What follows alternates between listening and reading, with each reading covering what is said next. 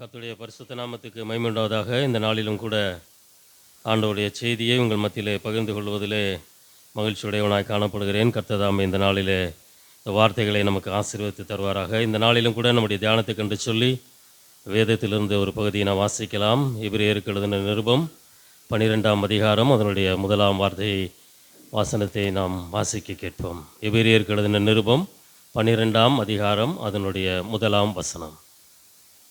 ஆகையால் மேகம் போன்ற இத்தனை திரளான சாட்சிகள் நம்மை சூழ்ந்து கொண்டிருக்க பாரமான யாவற்றையும் நம்மை சுற்றி நெருங்கி நிற்கிற பாவத்தையும் தள்ளிவிட்டு விசுவாசத்தை துவக்குகிறவரும் முடிக்கிறவருமாய் இருக்கிற இயேசுவை நோக்கி நமக்கு நியமித்திருக்கிற ஓட்டத்தில் பொறுமையோடே ஓடக்கடவோம். ஆமென். ஹல்லேலூயா, ஹல்லேலூயா. எத்தனை பேருக்கு இந்த வசனம் ஞாபகம் இருக்கிறது? ஆமென். எல்லாருக்கும் ஞாபகம் இருக்குன்னு சொல்லி கர்த்தருக்குள் விசுவாசிக்கிறேன். கடந்த நாளிலே நவம்பர் 30ஆம் தேதி நாம் நாம் தியானித்ததான அந்த வசனம்தான். அந்த வசனத்திலே நாம் சாராளோடு கூட அந்த நாளிலே நாம் முடித்தோம். அதற்கு பின்பதாக ராகாப், ரூத் என்று நிறைய பேர் இருக்கிறாங்க. அவர்களுடைய காரியங்களை எல்லாம் குறித்து நமக்கு நேரம் கிடைத்தால் பார்ப்போம் என்று சொன்னோம். இன்றைக்கு கர்த்தர் அந்த நாளை நமக்கு வாய்க்க செய்திருக்கிறார். எனவே இந்த அதிகாரத்திலே எபிரேயர்கள் நிருபத்திலே அப்போஸ்தலனாகிய பவுல் சொல்லும் பொழுது அவர் கூடிட்டு காட்டுகிறார், மேகம் போன்ற இத்தனை திரளான சாட்சிகள். ஆமென். எல்லாம் சொல்லுங்க, மேகம் போன்ற இத்தனை திரளான சாட்சிகள். இதை குறித்தெல்லாம் கடந்த நாட்களிலே தெளிவாய் விரிவாய் பார்க்க கர்த்தர் நமக்கு கிருபை செய்திருக்கிறார். ஒருவேளை உங்களுக்கு அது ஞாபகம் இல்லை என்று சொன்னால் மேலோட்டமாக ஒரு சில காரியங்களை சொல்லி நான் செய்திக்குள்ளாய் கடந்து போக விரும்புகிறேன். அதாவது இந்த 12ஆம் அதிகாரம் ஆரம்பிப்பதற்கு முன்பதாக 11ஆம் அதிகாரத்திலே அநேக விசுவாச வீரர்களுடைய பட்டியல்கள் அங்கு ஆவியானவராலே நமக்கு கொடுக்கப்பட்டிருக்கிறது. அந்த விசுவாச வீரர்களுடைய பட்டியலிலே நோவா முதற்கொண்டு ஆரம்பித்து அநேகரை குறித்து நாம் வேதத்திலே தொடர்ந்து வாசித்து கொண்டே வர அந்த அதிகாரம் முழுவதுமாய் அநேகரை குறித்து வேதமானது விரிவாய் தெளிவாய் நமக்கு அது சொல்லுகிறதாய் காணப்படுகிறது. அப்படி வாசித்து வந்த நபர்களிலே சாராளை குறித்து கடந்த நாளிலே நாம் பார்க்க தேவனாகிய கர்த்தர் கிருபை தந்தார். சாராளுக்கு இருந்ததான விசுவாசம் அது எப்படியாய் வர்த்திக்க பண்ணினார், அதை எப்படி அவள் காத்து கொண்டாள், எப்படி தன்னுடைய ஓட்டத்தை அவள் விசுவாசத்தில் ஓடி முடித்தாள் என்றெல்லாம் சொல்லி பார்க்க கர்த்தர் நமக்கு கிருபை தந்தார். அது மாத்திரமல்ல, அப்போஸ்தலனாகிய பவுல் தெளிவாய் சொல்லும் பொழுது சொன்னார், 2 தீமோத்தேயுவின் புஸ்தகம் 4ஆம் அதிகாரம் 7ஆம் வசனம் யாரும் வாசிக்க வேண்டாம். கடந்த நாளில் நாம் பார்த்தோம், நல்ல போராட்டத்தை போராடினேன், ஓட்டத்தை முடித்தேன், விசுவாசத்தை காத்து கொண்டேன் என்றெல்லாம் சொல்லி நாம் பார்த்தோம். இன்றைக்கு அந்த வசனங்கள் அதிகமாக எங்கு உபயோகப்படுத்தப்படுகிறது என்று சொன்னால் உங்கள் எல்லாருக்கும் தெரியும். எங்கே உபயோகப்படுத்துகிறாங்க?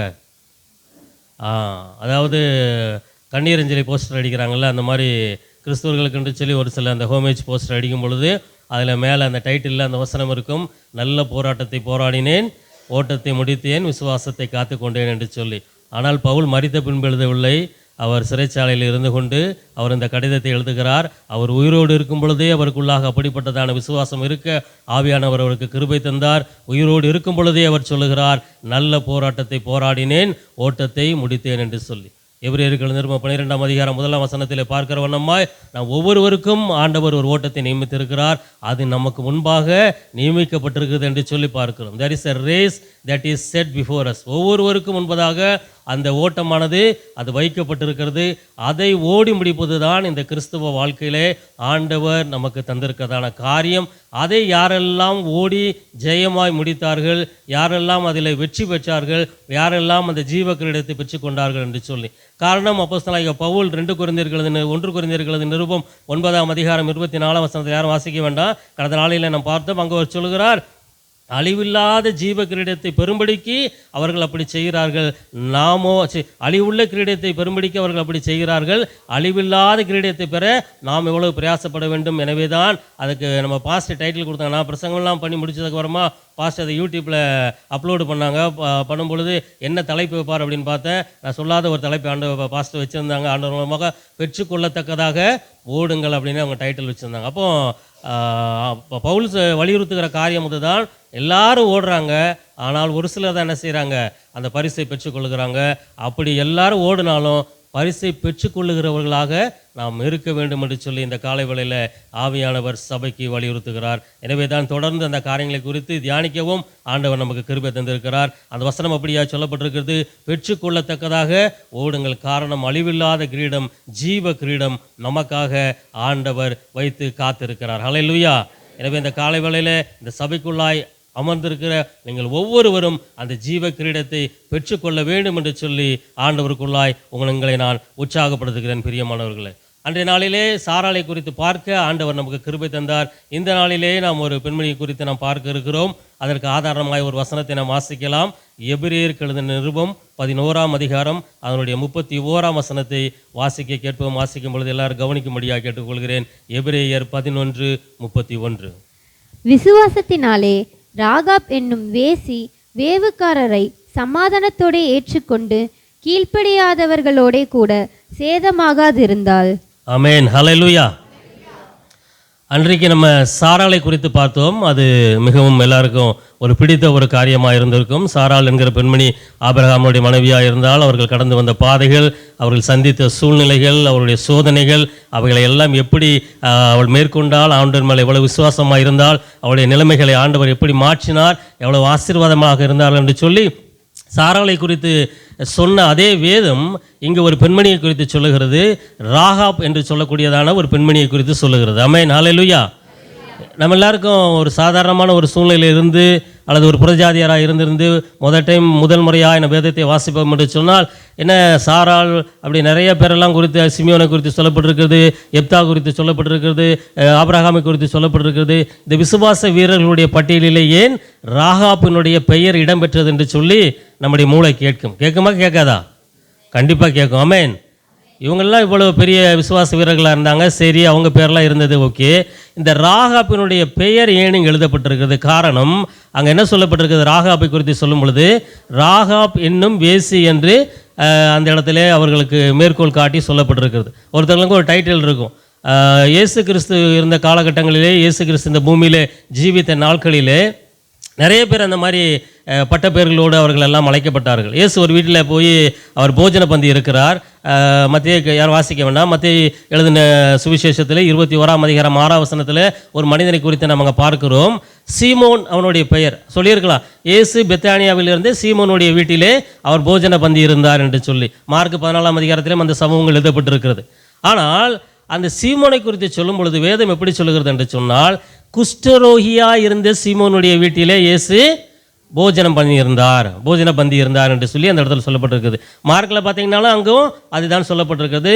அந்த சீமோன், அந்த குஷ்டரோகியாக இருந்த சீமோன் தான் மத்தேயு 8ஆம் அதிகாரத்தில் ஆண்டவர் அந்த மலையிலிருந்து கீழே இறங்கி வரும் பொழுது ஒரு குஷ்டரோகி வந்து ஆண்டவரே என்னை சுஸ்தமாக்கும் என்று சொல்கிறான். அவன் சுஸ்தமாகிறான். அப்போ மத்தேயு 8ஆம் அதிகாரத்திலேருந்து 21ஆம் அதிகாரம் வரை வந்தாச்சு. ஆனாலும் 21ஆம் அதிகாரத்திலே அவனுடைய பெயரை பதிவு செய்யும் பொழுது எப்படி தான் சொல்கிறது? குஷ்டரோகியாக இருந்த சீமோன். இப்போ அவன் குஷ்டரோகிலாம் இல்லை, ஆனாலும் அவனை பற்றி சொல்லும்போது என்ன சொல்கிறாங்க? குஷ்டரோகியாக இருந்த சீமோன் என்று தான் சொல்லப்பட்டுக்கிட்டு இருக்கிறது. அதே போல தான் இந்த ராகாப் என்னும் வேசினா அவங்க அப்பொழுது அந்த தொழிலை செய்து கொண்டிருந்தார்களா இல்லையா என்பது யாருக்கும் தெரியாது. வரலாற்றில் அவ்வளவு தெளிவான காரியங்கள் கொடுக்கப்படவில்லை.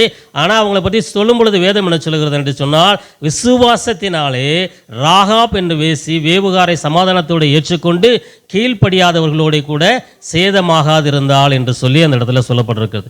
2 சம்பவங்களை குறித்து இந்த நாளில் சொல்லி இந்த தியானத்தை முடிக்க தேவனாகிய கர்த்தர் நமக்கு கிருபை தருவாராக. ஒன்று, ஒருபுறம் ராகாப் யோசுவாவும் ராகாப்பும் ஒரு சீனில் நம்ம இந்த பக்கம் வச்சுக்கலாம். இந்த பக்கம் இஸ்ரவேல் ஜனங்கள். காரணம், அந்த யோசுவாவின் புஸ்தகத்தில் தான் இந்த சம்பவங்கள் வருகிறது. இப்பொழுதெல்லாம் எபிரேயர்லேருந்து யோசுவாவுக்கு வந்துடுங்க. யோசுவா 2ஆம் அதிகாரத்துக்கு நேராக நம்முடைய வேதத்தை திருப்பிக் கொள்ளுவோம். வேத புஸ்தகம் இருக்கிறவர்கள் யோசுவா 2ஆம் அதிகாரத்துக்கு நீங்கள் கடந்து வாருங்கள்.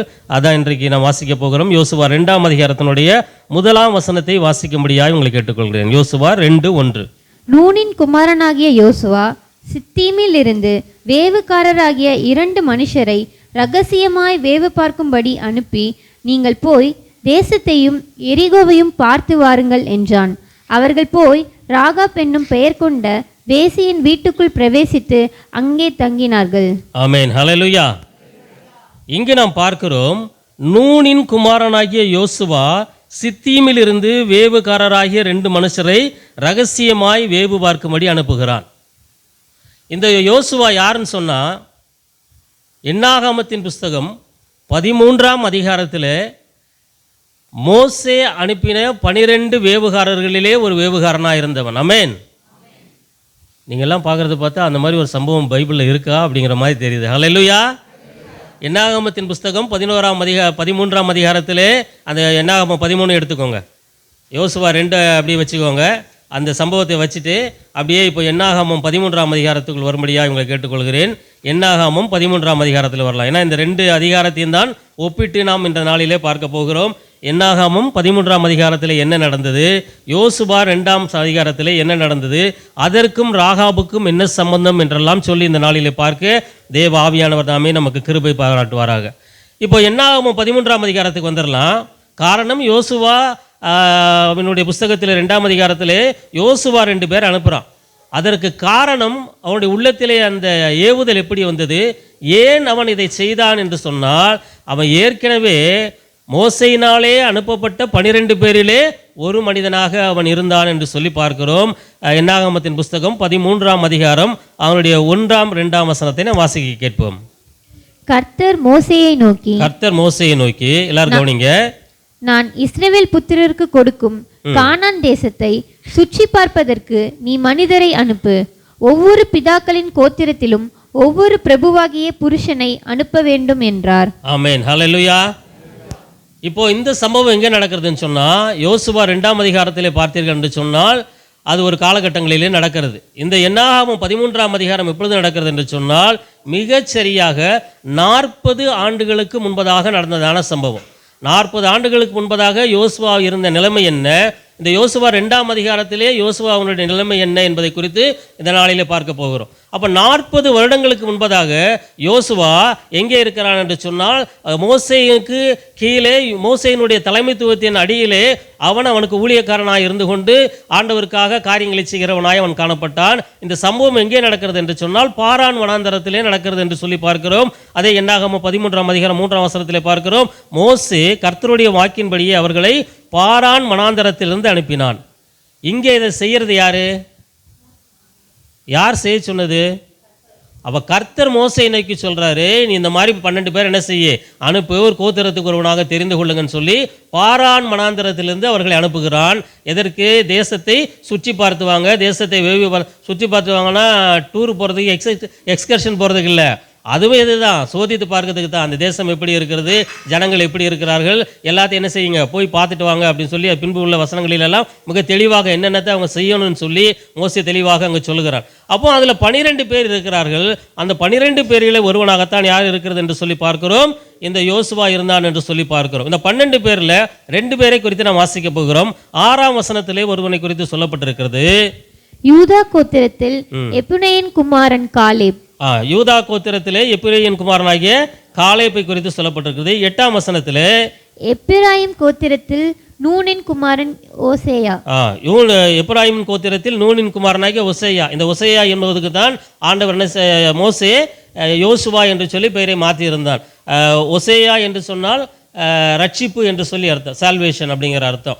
ஆனால் யோசுவா என்று சொன்னால் த லார்ட் இஸ் அவர் சால்வேஷன், கர்த்தர் நம்முடைய ரட்சிப்பு என்று சொல்லி அர்த்தம். எனவே அவனுக்கு பேரை கர்த்தர் நம்முடைய ரட்சிப்புன்னு இருக்கட்டும் சொல்லி யோசுவா என்று சொல்லி பெயரை மாற்றி வைத்திருந்தான். எப்போவுமே வேதத்தில் பார்த்தீங்கன்னா இந்த எப்ராஹிமுக்கு ஒரு டபுள் போர்ஷன் கிடைச்சிட்டே இருக்கும், ஒரு இரட்டத்தனியான ஆசீர்வாதம் எப்பொழுதும் கிடைத்து கொண்டே இருக்கும். யாக்கோபு தன்னுடைய முதிர் வயதிலே யோசேப்பினுடைய குமாரர்களை ஆசீர்வதிக்க அவன் நினைத்த பொழுது யோசேப் என்ன செய்கிறான்னா, தன்னுடைய 2 பிள்ளைகளை யாக்கோபுக்கு முன்பதாக கொண்டு வந்து நிறுத்துகிறான். அப்போ அவன் சொல்கிறான், மனாசே இவன் தான் மூத்தவன், என்ன செய்ய இவனுடைய தலையின் மேலே உங்களோட வலது கையை வைங்க, எப்ராஹிம் இளையவன் அவனுடைய தலையின் மேலே இடது கையை வைங்கன்னு சொன்ன உடனே யாக்கோப் என்ன செய்கிறார், அவர் கண்ணெல்லாம் மங்கி போய் ரொம்ப வயதான சூழ்நிலையிலே படுக்கையில் படுத்து கொண்டிருக்கிறார். ஆனாலும் தேவ ஆவியானுடைய ஏவுதலின்படியாக அவன் என்ன பண்ணுறான்னா, தன்னுடைய வலது கை எடுத்து எப்ராஹிமுடைய தலையின் மேலே தான் என்ன செய்கிறாரு, வைக்கிறாரு. மனசின் மேலே இடது கையை வைக்கிறாரு. அப்போ யோசுவா பதறான், ஐயோ என்னடா இவன் தானே மூத்தவனாக இருக்கான், இளையவனாக இருக்கானா? இல்லை ஆண்டவர் எப்ராஹிமுக்கு தான் என்ன செஞ்சிருக்கிறாரு, அதிகமான ஆசீர்வாதம். அதனால தான் இந்த எப்ராஹிம் குமாரனாகிய கோத்திரத்தில் யார் வர்றது, இந்த யோசுவா வருகிறதை நாம் பார்க்கிறோம். அப்போ அந்த ஆண்டவர் ஒரு சில காலகட்டங்களிலே ஒரு சில குடும்பங்களிலிருந்து, ஒரு சில கோத்திரங்களிலிருந்து, ஒரு சில இடத்திலிருந்து ஒருவரை தெரிந்து கொள்ளுகிறார், அவருடைய ஊழியத்திற்காக, அவருடைய வேலைக்காக என்று சொன்னால் அவைகளெல்லாம் விசேஷித்த வண்ணமாய் காணப்படுகிறது. ஹல்லேலூயா. நீங்கள்லாம் உங்கள் குடும்பத்திலேருந்து ஆண்டவர் என்ன செஞ்சிருக்கிறார், நம்மளெல்லாம் தெரிந்து கொண்டிருக்கிறார். நம்ம குடும்பத்தில் எவ்வளோ பேர் இருக்கிறாங்க, ஆயிரக்கணக்கான, உங்கள் உறவினர்கள் ஆயிரக்கணக்கான பேர் இருக்காங்க. ஆனால் ஆண்டவர் அவர்கள் எல்லாவற்றிலும் இருந்து அவர் ஆண்டவருடைய வேலையை செய்வதற்காக ஆண்டவருடைய பிள்ளைகளாக ஆண்டவர் உங்களை எல்லாம் தெரிந்து கொண்டிருக்கிறார். ஹல்லேலூயா. யோசுவா எப்படி அன்றைக்கு தெரிந்து கொள்ளப்பட்டானோ, இப்ராஹிம் எப்படி அன்றைக்கு தெரிந்து கொள்ளப்பட்டானோ, இன்றைக்கு அவருடைய ஆலயத்தில் நீங்கள் எல்லாம் வந்து அமர்ந்திருக்கிறீர்கள் என்று சொன்னால், ஆண்டவர் தாயின் கற்பத்திலே நீங்கள் எல்லாம் உற்பத்தியாவதற்கு முன்பதாகவே உங்களை ஆண்டவர் தெரிந்து கொண்டிருக்கிறார். ஹல்லேலூயா. எனவே அதற்காக ஆண்டவருக்கு நாம் நன்றியுள்ளவர்களாக காணப்பட வேண்டும். பிரியமானவர்களே, சரி, நம்ம எல்லாம் இப்போ வேதத்துக்குள்ளாய் கடந்து வந்து விடலாம். இந்த காரியங்கள் காலேப் யோசுவா என்கிற 2 பேர், இந்த 12 பேரோடு கூட ஆண்டவர் அவர்களை மோசையின் மூலமாக அனுப்புகிறார் என்று சொல்லி பார்க்கிறோம். 16ஆம் வசனத்தில் பார்க்கிறோம், தேசத்தை சுற்றி பார்க்கும்படி மோசை அனுப்பின மனிதரின் நாமங்கள் இவைகளே. அப்போ 12 பேரை அவன் அனுப்புகிறான். அதிலே ஒருவனாக இந்த யோசுவா இருக்கிறான். யோசுவாவுக்கு வந்து ஏற்கனவே இந்த ஒற்றனாகிய இந்த வேவு பார்க்கிற வேலையெல்லாம் அவனுக்கு நல்லா தெரிஞ்சிருக்கும். காரணம், அந்த 12 பேரில் இவனும் ஒருவனாக இருந்தான் என்று சொல்லி பார்க்கிறோம். இப்போ மோசே அவர்களை அனுப்பும் பொழுது என்ன செஞ்சாருன்னு சொன்னால், 18ஆம் வசனத்துக்கு வந்துருங்க. அந்த என்னாகமம் 13ஆம் அதிகாரம் 18ஆம் வசனத்தில் அவங்க அனுப்பும் பொழுது சும்மா நீங்கள்லாம் போய் சுற்றி பார்த்துட்டு வாங்க அப்படின்னு சொல்லி அனுப்பவில்லை. அங்கே அவன் என்ன சொன்னான் என்று சொல்லி பார்க்கிறோம். 18ஆம் வசனம் வாசிங்க. தேசம் எப்படிப்பட்டதென்றும் அங்கே குடியிருக்கிற ஜனங்கள் பலவான்களோ பலவீனர்களோ கொஞ்சம் பேரோ அநேகம் பேரோ என்றும். சரிங்க. இப்போ நம்ம பார்க்கிறோம்.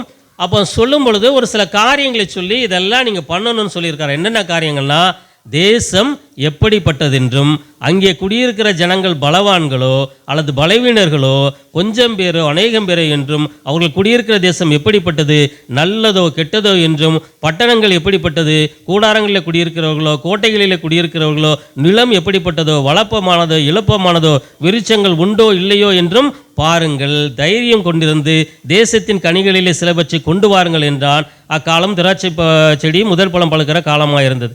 அப்போ அனுப்பும்போது சும்மா அவங்களெல்லாம் அனுப்பலை, ஒரு சில மிஷன் கொடுத்து அனுப்புகிறார். ஒரு சில காரியங்கள் இதெல்லாம் சொல்லி இதெல்லாம் நீங்கள் செய்யணும், டாஸ்க் கொடுத்து ஒரு அசைன்மெண்ட் மாதிரி கொடுத்து அனுப்புகிறார். இதெல்லாம் நீங்கள் என்ன செய்யுங்க, பார்த்துட்டு வாங்க. சும்மா போயிட்டு சுற்றி பார்த்துட்டு வரக்கூடாது. இந்தந்த காரியங்களெல்லாம் செய்யணும். அங்கே மக்கள் எப்படி இருக்கிறாங்க, எங்கே வாழ்கிறாங்க, அங்கே செழிப்பு எப்படி இருக்குது, அந்த நிலம் எப்படிப்பட்டது, அங்கே என்ன விளையும் விளையாது, அங்கே என்ன பழம் பழுக்குது, என்ன இதுன்னு அதனுடைய கால சூழ்நிலை எல்லாவற்றையும் ஆராய்ந்து பார்த்து வாருங்கள் என்று சொல்லி பாரான் வனாந்திரத்திலிருந்து ஆண்டவர் சொன்னதுனால மோசே இந்த 12 பேரை அனுப்புகிறான். அதில் ஒருவன் தான் யோசுவா என்று சொல்லி நாம் பார்க்கிறோம். இப்போ எல்லாரும் போயிட்டு என்ன செய்கிறாங்க, திரும்ப வருகிறார்கள். எத்தனை நாள் கழிச்சு வந்தாங்களாம்? எத்தனை நாள் கழிச்சு வந்தாங்க? 25ஆம் வசனம். என்னாகமம் 13:25. அவர்கள் தேசத்தை சுற்றி பார்த்து, நீங்கள் சொன்ன மாதிரி தான், அவங்க என்ன செய்யலை, வேவு பார்க்க போல. அவங்க என்ன செஞ்சுருக்காங்க, வசனம் சொல்லுகிறது, அவர்கள் தேசத்தை சுற்றி பார்த்து போய் இன்வெஸ்டிகேஷன் பண்ணிட்டு வாங்க, அதை போய் எப்படி இருக்குன்னு சொல்லி பார்த்துட்டு வேவு பார்த்துட்டு வாங்க, ஒற்றர் வேலையை செஞ்சுட்டு வாங்கன்னா, இவங்கெல்லாம் என்ன செஞ்சுருக்காங்க, தேசத்தை சுற்றி பார்த்து 40 நாள் சென்ற பின்பு திரும்பினாங்க. எத்தனை பேர் ஆகிருக்கு? 40 நாட்கள் ஆகியிருக்கிறது. அந்த தேசம் எப்படிப்பட்டதுன்னு சொல்லி அங்கே போகிறான், பார்க்குறான். அவனுக்கு என்ன தான் தெரிஞ்சிச்சு, அந்த ஒரு திராட்சை குளம் தான் இவ்வளோ பெருசாக எப்படி இந்த திராட்சை செடியில் இந்த குளம் தொங்கிட்டு இருக்குது அப்படின்னு சொல்லி அதை அறுத்து 2 பேர் ஒரு தடியில் வச்சு என்ன செஞ்சாங்க, தூக்கிட்டு வந்தாங்க. ஒரு நாள் தூக்க முடியல. அப்போ எவ்வளோ பெருசாக இருந்திருக்கும் அந்த தேசத்தினுடைய செழிப்பு, அவருடைய வளம் எவ்வளவு இருந்தது என்று சொல்லி கற்பனை செஞ்சு பார்த்துக்குவாங்க. அவ்வளோ செழிப்பான அந்த தேசம் அப்படின்னு சொல்லிட்டு இங்கே வந்து பார்த்துட்டு இப்போ வந்து எல்லாரும் இருக்கிறாங்க. எல்லாரும் இருக்கும்போது இதெல்லாம் நான் ஏன் சொல்கிறேன்னா, நம்ம போவோம் யோசுவா 2ஆம் அதிகாரத்தில் போகும்போது இதில் அப்படியே டோட்டல் இங்கே நடக்கிற இந்த காரியத்தை விட தலைகீழாக அந்த காரியங்கள் அங்கு மாறி இருக்கும். இந்த சம்பவத்துக்கு அந்த சம்பவத்தை ஒப்பிட்டு பார்த்தீங்கன்னா இது வேற மாதிரி இருக்கும், அது வேற மாதிரி இருக்கும். அந்த 40 வருஷத்தில் என்னெல்லாம் மாறி இருக்குது அப்படின்னு சொல்லி நம்ம பார்க்க போகிறோம். இப்போ வந்து சபையார் எல்லாரும் இடத்துல 26ஆம் வசனம் ரொம்ப முக்கியமான வசனம் வாசிங்க. அவர்கள் பாரான் வனாந்திரத்தில் இருக்கிற காதேசுக்கு வந்து மோசே ஆரோன் என்பவர்களிடத்திலும் இஸ்ரவேல் புத்திரராகிய சபையார் எல்லாரிடத்திலும் சேர்ந்து. போதும் கவனிங்க. இப்போ 40 பேர் திரும்பி வந்துட்டாங்க. வந்த உடனே அவர்கள் பாரான் வனாந்திரத்தில் இருக்கிற காதேசுக்கு வந்து மோசே ஆரோன் என்பவர்களோட சொல்லியிருந்தா பிரச்சனை எதுவுமே நடந்திருக்காது. சொன்னது ஆண்டவர், அனுப்புனது மோசே. இவங்க வந்து இங்கே எங்கே சொல்லிட்டாங்க, இவங்க 2 பேர்கிட்ட சொல்லியிருந்தாங்கன்னா பிரச்சனை இருந்திருக்காது. பிரச்சனை எங்கே ஆரம்பிக்குதுன்னா, என்பவர்களிடத்திலும் இஸ்ரவேல் புத்திரராகிய சபையார் எல்லாரிடத்திலும் சேர்ந்து அவர்களுக்கும் சபையார் அனைவருக்கும் சமாச்சாரத்தை அறிவித்து தேசத்தின் கனிகளை அவர்களுக்கு காண்பித்தார்கள். இதான் இன்னைக்கு நிறைய கிறிஸ்தவங்க வாழ்க்கையில் நடைபெறுகிறது. இப்போ ஒன்று நம்ம வாழ்க்கையில் இருக்குன்னா அதை கொண்டு போய் முதல்ல எங்கே சொல்லணும், ஆண்டவருடைய சமூகத்தில் சொல்ல பழகி கொள்ள வேண்டும். அப்படி ஆண்டவரிடத்திலையோ ஆண்டவர் அதற்கு யார் நமக்கு ஊழியக்காரராக கொடுத்துருக்கிறாரோ அவரிடத்துல போய் சொல்லாமல் நம்ம என்ன பண்ணுறோம், இந்த சமாச்சாரத்தை எல்லாரிடத்திலும் போய் எடுத்துக்கொண்டு சொல்லி கொண்டு இருக்கிறோம். அதனால் பெரிய பெரிய விளைவுகளை நாம் சந்திக்க வேண்டியிருக்கும். பெரிய விளைவுனா நம்ம நினைக்கிற மாதிரி சாதாரணமான விளைவுகள் எல்லாம் இல்லை. அதுக்கப்புறமா நம்ம பார்க்க போகிறோம் என்னெல்லாம் நடக்கும் அப்படின்னு சொல்லிட்டு. முந்தானேத்து நான் வந்து விழுப்புரத்தில் வேலை நிமித்தமாக கடந்து போயிருந்தேன். அப்போது எங்களுக்கு சேலரி எப்போவுமே 10ஆம் தேதி தான் சேலரி கிரெடிட் பண்ணுவாங்க. அன்றைக்கி பார்த்து 9ஆம் தேதியே சேலரி எங்களுக்கு கிரெடிட் பண்ணிட்டாங்க. அப்போ ஆஃபீஸ்லேருந்து ஃபோன் பண்ணி சொன்னாங்க இந்த மாதிரி சேலரி கிரெடிட் ஆகிடுச்சு அப்படின்னு சொல்லிட்டு. நான் உடனே போய் பார்த்தேன், ஆப்பில் போய் பார்த்தா சேலரி கம்மியாக இருந்துச்சு. என்னடா இது கம்மியாக இருக்குது நமக்கு அப்படின்னு பார்த்தா அப்புறம் தான் யோசித்தேன், ஓகே ஒரு வாரம் நம்ம போன மாதம் எனக்கு கால் அடிபட்டு ஒரு வாரம் நான் வீட்டில் இருந்தேன். இந்த கேரல்ஸ் ரவுண்ட் டைம்லலாம் வீட்டில் தான் இருந்தேன் நான். ஸோ அதனால் நமக்கு சம்பளம் கம்மி பண்ணிட்டாங்க. உடனே எனக்கு ஒரு யோசனை வந்துச்சு, ஃபோன் பண்ணி ஆஃபீஸில் திட்டலாமா, மேனேஜரை திட்டலாமா, அட்மினை திட்டலாமா, இனி அந்த மாதிரி உங்களுக்காக தானே வேலைக்கு போனேன் அங்கே தானே அடிபட்டுச்சு அப்படின்னு சொல்லி பார்க்கலாமா அப்படின்னு சொல்லி யோசித்து கொண்டிருக்க வேளையில் மனசில் ஒரு யோசனை வந்துச்சு. சரி இந்த காசை வச்சு ஆண்டவர் என்ன செய்வார், இந்த மாதம் நம்முடைய குடும்பத்தை நடத்துவார். காரணம் அவங்க போடுற அந்த சம்பளம் இல்லை, நம்ம நடத்துவது நம்முடைய ஆண்டவர் தான் அப்படின்னு சொல்லிட்டு யாருக்கும் ஃபோன் பண்ணல, எதுவும் கேட்கல. அப்படியே நான் என்ன செஞ்சேன், விட்டுட்டேன். அவ்வளோதான் முடிஞ்சிச்சு. அன்றைக்கு விழுப்புரத்துலேருந்து ராத்திரி ஒரு 9 மணி இருக்கும் எங்களுடைய ஓனர் வீட்டுக்கு நம்ம போனோம். அங்கே போய் காசுலாம் கொடுத்துட்டு வரதுக்கு அக்கௌண்ட்ஸ்லாம் சொல்லிவிட்டு என்ன நடந்ததுன்னு சொல்லிட்டு வரும்போது கிளம்பும்போது எங்கள் ஓனர் சொல்கிறாரு, சாரி சார், இந்த மாதிரி உங்களுக்கு போன மாதம் வந்து ஒரு 10 days சேலரி வந்து கம்மியாக போட்டாங்க, தப்பாக செஞ்சுட்டாங்க உங்களுக்கு, நாளைக்கு வாங்க உங்களுக்கு வந்து அந்த சேலரி வந்து நான் சேலரி கம்மி பண்ணதை ஆஃபீஸில் வந்து நீங்கள் வாங்கிக்கோங்க அப்படின்னு சொல்லி ஆண்டவர் வந்து கிருபை செய்தார். ஹல்லேலூயா. நான் இது பண்ணி உடனே டக்குன்னு கோவப்பட்டு சரி நம்ம மேனேஜரை திட்டுவோம், இல்லை அங்கே அட்மினை திட்டுவோம், ஆஃபீஸில் எல்லாரும் திட்டுவோன்னா இப்போ அவங்களுக்கு எனக்கு தான் என்னது கஷ்டமாக இருக்கும். நீங்கள் அங்கே ஓனர்கிட்ட இதை சொல்லலை அப்படி நான் சொல்ல, அவங்க அதுக்கு நீங்கள் ஏன் ஓனர்கிட்ட பேசலை அவங்க சொல்ல, ஏகப்பட்ட பிரச்சனைகள், ஒரு பெரிய கேயாஸ், பெரிய குழப்பமான சூழ்நிலை வந்திருக்கும். அப்போ நம்ம அமைதியாக இருந்தால் ஆண்டவர் நமக்காக என்ன செய்கிறார், யுத்தம் செய்கிறார். ஹல்லேலூயா. சைமன் போன கடந்த 31ஆம் தேதி சொன்னார் இல்லையா அந்த பிரசங்கத்தில், நம்ம அமைதியாக இருந்தால் ஆண்டவர் என்ன செய்கிறார், நமக்காக காரியங்களை செய்கிறவராக இருக்கிறார். நம்ம போய் பேசினோன்னா காரியம் வேறு மாதிரி இருக்கும். ஆனால் ஆண்டவரிடத்தை சொன்னால் ஆண்டவர் அந்த காரியங்களை நமக்காக செய்ய அவர் வல்லவராக இருக்கிறார். ஹல்லேலூயா. இங்கே நம்ம பார்க்குறோம், இந்த 12 பேர் வந்து 10 பேர் என்ன சொல்கிறாங்கன்னா, எல்லாத்தையும் வந்து சபையார் இடத்துல அறிவித்த பொழுது சபையார் எல்லாரும் அவர்கள் மோசையை நோக்கி பேச ஆரம்பிச்சிட்டாங்க. என்ன சொன்னாங்கன்னா, நீர் எங்களை அனுப்பின தேசத்துக்கு நாங்கள் போயிட்டு வந்தோம், அது பாலும் தேனுகிற ஓடுகிற தேசம்தான். தேசம்னு சொன்னால் பார்த்தாலே அவங்க என்ன சொல்லிட்டாங்க, நீ சொன்ன இல்லைப்பா அது அப்படித்தான், அதனுடைய குடிகள் அதனுடைய கனி இந்த பாரு இவ்வளோ பெருசாக இருக்குது, நீ சொல்லிட்டு வந்ததெல்லாம் ரைட்டு தான், அது பாலும் தேனும் ஓடுகிற தேசம்தான். ஆனாலும் அங்கே தான் வருது அவிசுவாசம். எங்கே ஸ்டார்ட் ஆகுது நம்முடைய வாழ்க்கையில் அவிசுவாசம். ஆனாலும் பிரதர் நீங்கள் சொல்கிறதெல்லாம் சரி பிரதர், பாஸ்டர் நீங்கள் சொல்கிறதெல்லாம் சரி பாஸ்டர், இதெல்லாம் நடக்கும் நாங்கள் விசுவாசிக்கிறோம் பாஸ்டர், ஆண்டவர் அவங்களுக்கு செஞ்சார் இவங்களுக்கு செஞ்சார் பாஸ்டர், எங்களுக்கும் செய்வார் பாஸ்டர். ஆனாலும் இந்த ஆனாலும் எங்கே வருதோ அங்கே நம்ம ஆண்டவரை 100% நம்பவில்லை என்று சொல்லி அர்த்தம். ஹல்லேலூயா. ஹல்லேலூயா. அந்த இடம்தான் நாம் உண்மையான கிறிஸ்தவர்களா இல்லையா என்பது ஆண்டவருடைய சமூகத்திலே பரிசித்து பார்க்க வேண்டியது ஒரு இடமாய் காணப்படுகிறது. அன்றைக்கு அவங்க சரி பாலந்தேனு ஓடுகிற தேசம் நம்ம போய் ஜெயிக்கலான்னு சொல்லியிருந்தா பிரச்சனையே வந்திருக்காது. ஆனால் அவங்க என்ன சொன்னாங்க, ஆனாலும் நீ சொன்ன மாதிரி அது பால் ஓடுது தேனு ஓடுது, அங்கே நல்ல செடி கொடிகள்லாம் பெருசாக இருக்குது, தேசம் நல்லா இதாக இருக்குது, அங்கே நல்ல செழிப்பாக இருக்குது, திராட்சை கொலை போல் பெருசாக இருக்குது, எல்லாமே நல்லா இருக்குது. ஆனாலும் அந்த தேசத்திலே குடியிருக்கிற ஜனங்கள் பலவான்கள். சொல்லுங்கள், அந்த தேசத்தில் குடியிருக்கிற ஜனங்கள் பலவான்கள். பட்டணங்கள் அரணிப்பானைவுகள் மிகவும் பெரியவைகளுமாய் இருக்கிறது. அங்கே ஏனாக்கின் குமாரரையும் கண்டோம். அமலேக்கிய தென்புறமான தேசத்திலே குடியிருக்கிறார்கள். ஏத்தியரும் எபூசியரும் எமோரியரும் மலைநாட்டில் குடியிருக்கிறார்கள். கானானியர் கடல் அருகேயும் யோர்தான் அண்டையிலும் குடியிருக்கிறார்கள் என்றார்கள். இவங்க போய் நல்ல செய்தி சொல்லுவான்னு சொல்லி 40 நாள் அனுப்பிச்சு வச்சா போயிட்டு வந்து இந்த இஸ்ரவேல் ஜனங்களை கலங்கடித்து கொண்டிருக்கிறோம். ஐயோ அவங்களாம் யார் தெரியுமா, அவங்களாம் எவ்வளோ பெரியவங்க தெரியுமா, அவங்களாம் வந்தால் என்ன ஆகும் தெரியுமா, நம்மளாம் ஒன்றுமே கிடையாது அப்படின்னு என்ன செய்கிறாங்க சொல்ல ஆரம்பித்து விட்டார்கள். அப்பொழுது தான் காலை மோசேக்கு முன்பதாக ஜனங்களை அமர்த்தி 30ஆம் வசனத்தில் சொல்கிறான், நாம் உடனே போய் அதை சுதந்திரித்துக் கொள்ளுவோம், நாம் அதை எளிதாய் ஜெயித்து கொள்ளலாம் என்றான். இவங்கெல்லாம் நமக்கு சாட்சிகள். எபிரேயர் 12 நம்ம சொன்னோம் இல்லையா, மேகம் போன்ற இத்தனை திரளான சாட்சிகள் வேதத்தில் இருக்காங்கன்னு. அந்த திரளான சாட்சிகளில் ஒரு சாட்சி தான் யாருன்னு சொன்னால் இந்த காலேப். ஆமென். ஹல்லேலூயா. அந்த இஸ்ரவேல் ஜனங்களும் சாட்சிகள் தான், அதெல்லாம் நல்ல கெட்ட சாட்சிகள். இந்த காலை பிள்ளை அவங்கெல்லாம் நல்ல சாட்சிகள், மேகமூற்ற இத்தனை திரளான சாட்சிகள் நம்மை சூழ்ந்து கொண்டு இருக்குது. அப்போ எல்லாம் பாருங்கள் இவங்கெல்லாம் என்ன செஞ்சாங்க. இதெல்லாம் நம்முடைய வாழ்க்கைக்கு ஒவ்வொரு படிப்பினைகள். வேதத்தில் சும்மா அந்த காரியங்களெல்லாம் எழுதப்படவில்லை. இன்றைக்கு நாம் வாழ்வதற்கு, இன்றைக்கு நாம் எப்படி ஜீவிக்க வேண்டும், எப்படி ஆண்டவரை பின்பற்ற வேண்டும், ஆண்டவருக்காக என்ன காரியங்களை செய்ய வேண்டும், நம்முடைய குடும்பம் எப்படி நடத்தப்பட வேண்டும், எப்படி ஆண்டவரோடு கூட நெருங்கி ஜீவிக்க வேண்டும், எப்படி ஆண்டவருக்குள்ளாக நாம் வளர வேண்டும் என்பதற்காக அந்த காலத்திலே எழுதி வைத்திருக்கிறதான காரியங்கள் தான் ஆவியானவர் மூலமாக நாம் இப்பொழுது பார்த்து கொண்டிருக்கிறோம். பிரியமானவர்களே, அவங்க சொல்கிறாங்க, காலேப் சொல்கிறான், நாம் உடனே போய் அதை சுதந்திரத்துக் கொள்வோம் என்று சொல்லுகிறான். ஆனால் கூட வந்த ஜனங்க சொல்லிட்டாங்க, நாம் போய் அந்த ஜனங்களோட எதிர்க்க நம்மாலே கூடாது, அவர்கள் நம்மை பார்க்கிலும் பலவான்கள் என்றார்கள். அதை சொல்கிறான் பாருங்க 32, நாங்கள் போய் சுற்றி பார்த்து வந்த தேசம் அதன் குடிகளை பட்சிக்கிற தேசம், நாங்கள் அதிலே கண்ட ஜனங்கள் எல்லாரும் மிகவும் பெரிய ஆட்கள். அங்கே ராட்சத பிறவியான ஏனாக்கின் குமாரரையும் ராட்சதரையும் கண்டோம், நாங்கள் எங்கள் பார்வைக்கு வெட்டுக்கிளிகளைப் போல் இருந்தோம், அவர்கள் பார்வைக்கும் அப்படியே இருந்தோம் என்று சொல்லி இஸ்ரவேல் புத்திரருக்குள்ளே தாங்கள் சுற்றி பார்த்து வந்த தேசத்தை குறித்து துர்ச்செய்தி பரம்ப செய்தார்கள். என்ன செய்தி பரம்ப செய்தார்கள்? துர்ச்செய்தி பரம்ப செய்தார்கள் என்று சொல்லி நம்ம பார்க்கிறோம்.